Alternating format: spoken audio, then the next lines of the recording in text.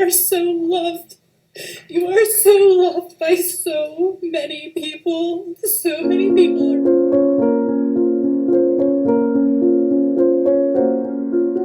What's good, guys? Welcome back to the Milk Carton Series. I'm your host, Stephanie, if you are new.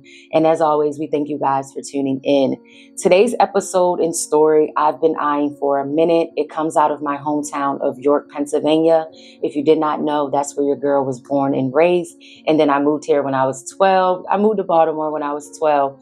And a lot of my friends tagged me in 19-year-old Kadin Black's story. And I've been so in sync with this story for a long time. And I just wanted to make sure I had all the pieces to add this story on our platform, especially being as though it came from my hometown.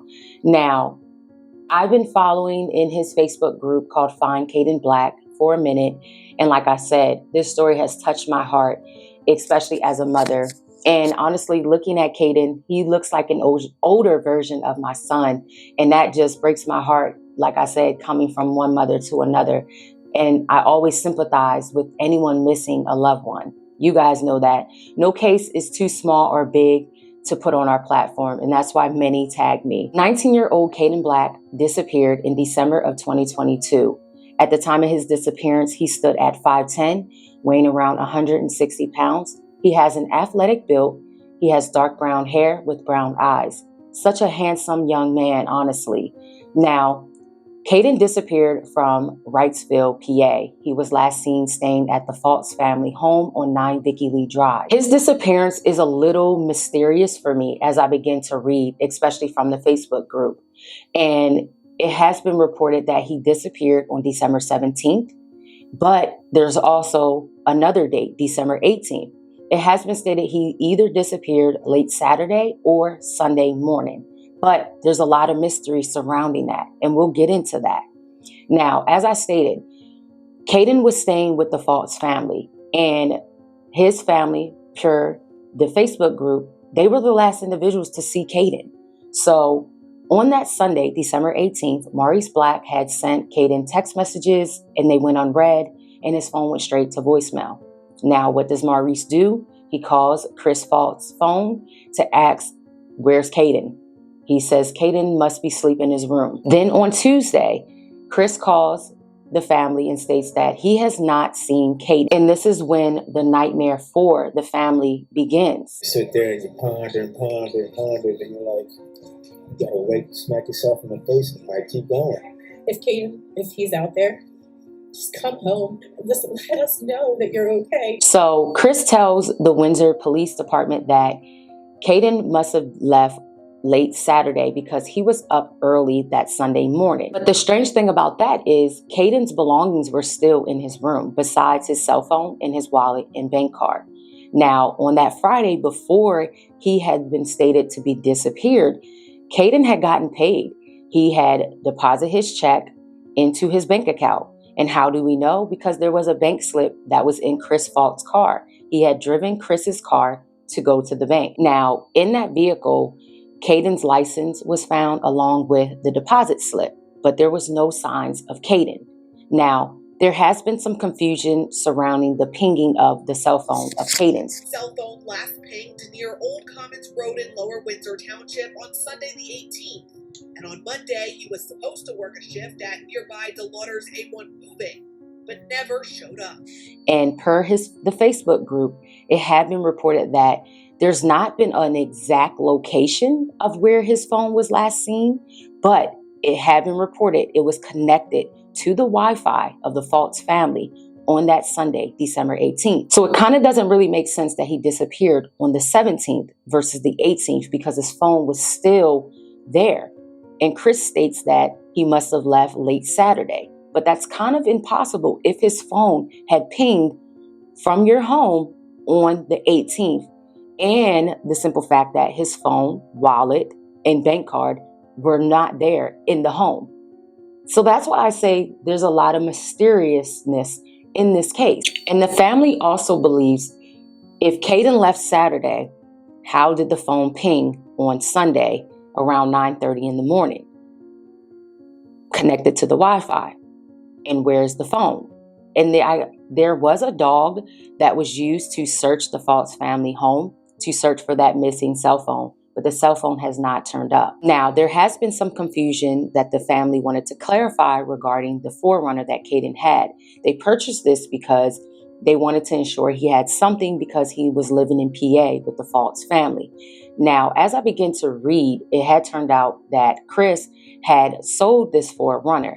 Now, the thing about that is he was on the policy because Kadin could not afford it. Of course, it made sense. He was living with the Fultz family. I mean, as a mother, you're not thinking the worst case scenario with someone that you trust, not only with your child, but the vehicle as well.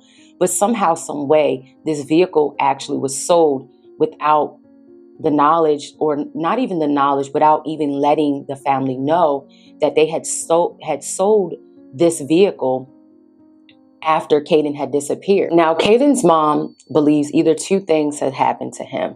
Either someone has killed him, or he must have ran away due to life circumstances and the things that he was going through. Now, Kadin had charges pressed against him due to an incident on the bus dealing with an adult. And it was pretty much a situation surrounding seats, and him and the adult end up getting to a confrontation. The adult tries to put him off the bus, and he does not get off the bus, and he was sent to jail. And in that time frame, he experienced some things that he tells his mother about, how he never wants to go back to jail. Now, his mother doesn't believe he would just leave because he did not want to go to court in January. Why would he disappear December 17th when the court wasn't until the end of January? Now, she does say if he did leave, it would be because he did not want to go to jail. She says Kadin suffered from mental health issues and had recently been diagnosed with autism. He did tell me, I never want to go back to jail. I don't know what happened to him in there. But you have to think an 18-year-old is a kid. And he's in a prison with grown men. And she believes that if Kadin was having a mental illness, or a breakdown, he would normally call her like he usually did. And she would always come running. So why hasn't he called her in this year? He's been gone since 2022. It's been a year, near a year now. So if that was the case, if that's why he would have run away, it just doesn't fit the type of person that Kadin is. Regardless of the matter, Kadin is missing, and there has not been any new information to turn up. And I personally do not believe that he just would not call his mother. From what I have read, the type of relationship that they had, I believe he would have called her, even if it was in secret. And that honestly breaks my heart that there has not been any new leads to turn up. So Kadin was in an alternative school. He had an evaluation done prior to attending the school. It was in order to get in, and he had been diagnosed with a mild form of autism and anxiety with a compulsion disorder. Now, this led to why his mother felt like a lot of things with different schools did not go right, why he felt so overwhelmed in life, but it just still doesn't make sense as to why he would just turn up missing. Because I think as a mother, you know your child better than anyone, especially when they come to you, they talk to you, they tell you things, and it just doesn't make sense. And a lot of the circumstances surrounding this case does not make sense, especially with the Fultz family. Now, like I said, I try to keep my personal opinion out of it, but there's a lot of mystery in the case that makes you say, And even furthermore, with the incident of why he was charged, like these individuals are supposed to be trained on the bus, especially dealing with, teenagers that have many things going on with them. He's in an alternative school. So you as an adult, you are to be the adult on the bus and not try to take the upper hand and mistreat people just because you are in an authority type of role. But no matter what, Kadin is missing, and I'm praying that new information turns up surrounding his disappearance. I think it's so important that we continue to share these stories, discuss them, so that way new information can turn up and we can get them back into the mainstream media. I am sending Kadin's family so much love and light. I pray that new information turns up for you guys. And I hope that by me doing his story, it sheds some light in some way. And that way more people can learn about Kadin's story, because it always breaks my heart. The missing is always one that breaks my heart, no matter the age. You know, every family deserves to know what has happened to their child, their loved one.